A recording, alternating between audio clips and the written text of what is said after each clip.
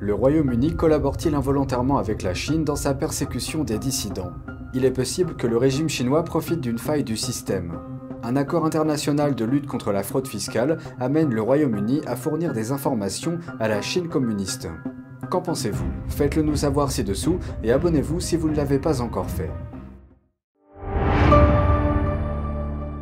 Bienvenue dans Regard sur la Chine. Un accord international légal pourrait être utilisé par le Parti communiste chinois pour poursuivre les dissidents. Les autorités fiscales du Royaume-Uni fournissent au régime chinois des données sur les dissidents chinois et hongkongais. Cela fait partie d'un accord international de lutte contre la fraude fiscale. Mais cela a suscité des inquiétudes quant à la possibilité pour le régime chinois d'utiliser ces informations sensibles pour faire pression sur les activistes pro-démocratie. Malcolm Hudson de NTD nous en dit plus. Le gouvernement britannique communique au régime chinois des informations personnelles sur les ressortissants chinois et hongkongais vivant en Grande-Bretagne. Ce partage de données s'inscrit dans le cadre d'un accord international visant à prévenir la fraude fiscale. Mais cette révélation fait craindre que le régime chinois n'utilise ces informations pour cibler les militants qui fuient le Parti communiste chinois. Que ce soit sciemment ou non, le gouvernement britannique est en mesure de partager des informations fiscales sensibles. Il s'agit d'adresses, d'informations sur les comptes bancaires, de la quantité d'argent dont il dispose, automatiquement partagées avec le régime chinois. L'accord fiscal a été lancé en 2014 et la Chine et Hong Kong l'ont rejoint 4 ans plus tard. Plus de 160 000 Hongkongais sont venus au Royaume-Uni depuis 2021. De nombreux autres ressortissants chinois ont fui la Chine au cours des dernières décennies. Madame Kou a indiqué qu'il était possible pour les particuliers de faire caviarder leurs données fiscales afin d'éviter qu'elles ne soient partagées. Cependant, la plupart d'entre eux ne savent même pas qu'ils peuvent le faire parce que les instructions sont cachées dans un recoin du site web du gouvernement britannique. Elle a ajouté que le PCC essaye activement de trouver des informations sensibles sur les personnes. Il a mis en place des postes de police secrètes dans le monde entier, y compris au Royaume-Uni, pour espionner les personnes qui ont fui la Chine. En 2021, des soutiens de Pékin ont proposé 10 000 livres en échange des adresses de militants pro-démocratie. L'accord sur les données fiscales soulève donc de sérieuses questions de sécurité. Selon Madame Kou, il n'est pas rare que le gouvernement britannique se retire de tels pactes conclus avec des régimes autocratiques.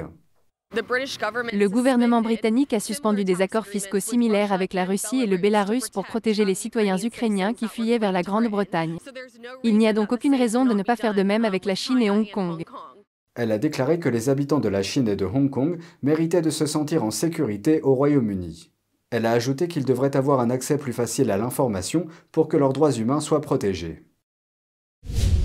Pour la première fois, le Pakistan a payé un contrat de gouvernement à gouvernement en utilisant la monnaie chinoise, le yuan ou RMB. Un ministre pakistanais a déclaré lundi qu'il avait acheté l'équivalent de 110 000 tonnes de pétrole brut russe en avril. Récemment, près de 50 000 tonnes ont été acheminées vers le port de Karachi. Cet accord laisse un répit au Pakistan. Le pays est confronté à des difficultés financières et à des pénuries d'énergie. Les réserves de change de sa banque centrale peinent à couvrir un mois de coûts d'importation.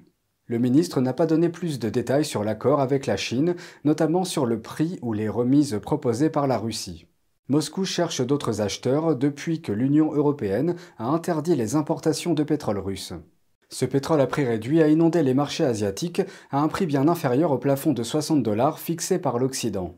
Il convient également de noter que Pékin oriente le RMB, aussi appelé yuan, vers une utilisation internationale. Début mars, le yuan chinois a devancé le dollar américain en tant que monnaie la plus utilisée pour les transactions transfrontalières de la Chine. Toutefois, les données du système bancaire SWIFT montrent que la part du yuan dans les transactions mondiales reste faible à 4,5 % en mars. Cette part est à comparer à celle du dollar qui est de 83,7 %. Bien que l'utilisation de la monnaie chinoise dans les transactions internationales ne représente encore qu'un faible pourcentage, elle est en augmentation. La récente transaction du Pakistan avec la Russie est une nouvelle alerte pour le monde financier concernant les ambitions mondiales de la Chine.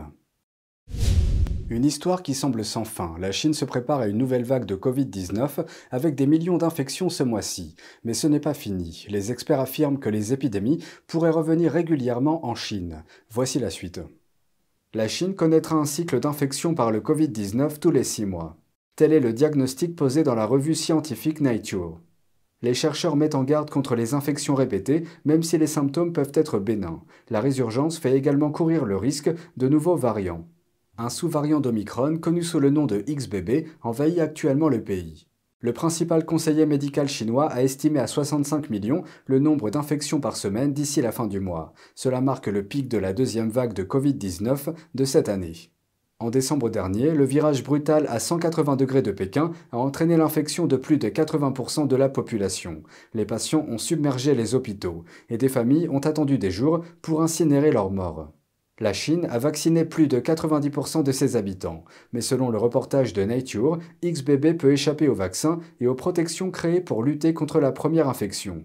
Même si elle n'entraîne pas une augmentation des hospitalisations et des décès, la recrudescence des infections risque de mettre à rude épreuve le système de santé du pays. De plus, depuis le mois de mai, les autorités communistes ont interrompu les mises à jour d'informations liées au Covid-19, ce qui rend difficile de déterminer l'étendue de l'épidémie actuelle. Selon les données officielles publiées ce week-end, une résurgence du Covid-19 a frappé la Chine en mai. Le taux de tests positifs a dépassé les 40%. Ce taux d'infection est le plus élevé depuis le début du mois de janvier et se rapproche du pic observé lors de la grave épidémie de Covid-19 à la fin de 2022. Une nouvelle révélation, une base d'espionnage chinoise est installée à Cuba depuis des années. Washington a officiellement confirmé la nouvelle lundi. Pendant ce temps, l'administration Biden et d'anciens responsables de l'ère Trump se rejettent mutuellement la faute. Le haut diplomate américain Antony Blinken a déclaré que les États-Unis étaient au courant des efforts de la Chine pour mettre en place des opérations de collecte de renseignements à l'échelle mondiale depuis un certain temps.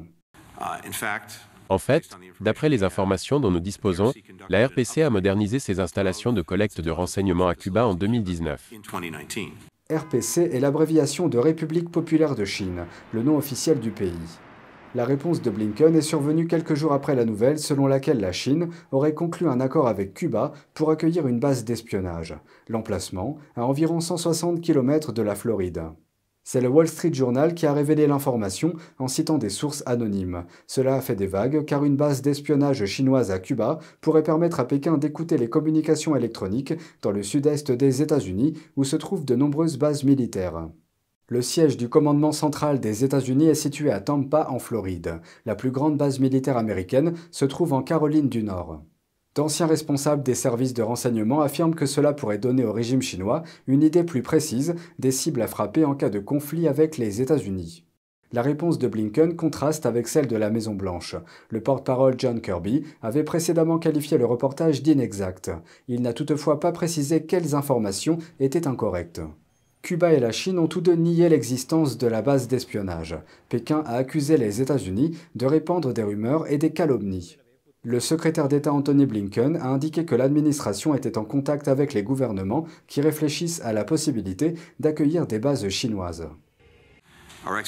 Nos experts estiment que nos efforts diplomatiques ont ralenti cette initiative de la RPC. La Maison-Blanche a déclaré qu'elle avait fait part à Cuba de ses préoccupations concernant les activités d'espionnage chinoises.